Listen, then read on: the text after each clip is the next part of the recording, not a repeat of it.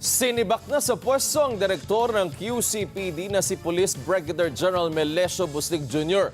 Ang administrative relief ipinatupad kasunod ng viral video kung saan makikitang isang laseng na pulis na pirasahang pumasok sa bahay ng isang residente sa barangay Damayan sa Quezon City.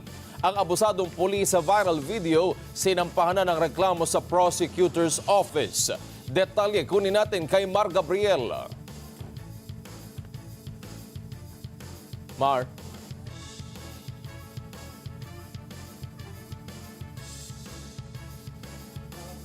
Mar Gabriel.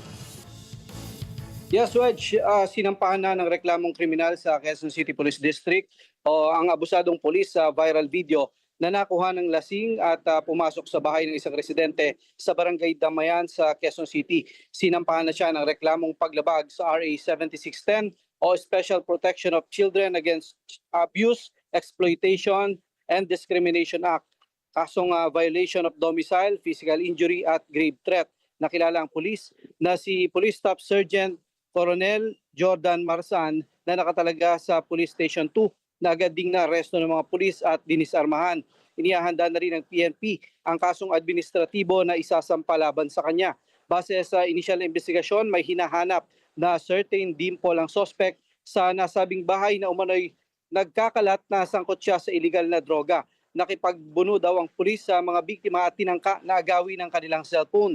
Dahil sa insidente, sinibak sa pwesto ang hepe ng QCPD na si Police Brigadier General Melesio Buslig Jr. Paliwanag ni NCRPO Director Major General Anthony Aberin, pinatawan ng administrative relief si Buslig dahil sa kabiguan nito na i-report agad sa kanyang insidente. Nalaman daw ni General Aberin ang insidente sa pamamagitan ng report ng Station Commander ng Police Station 2.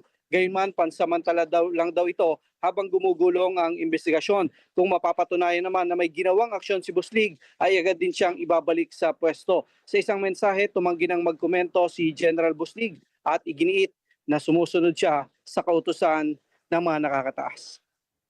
Para sa mata ng Agila, Mar Gabriel, matatag, matapang, matapat.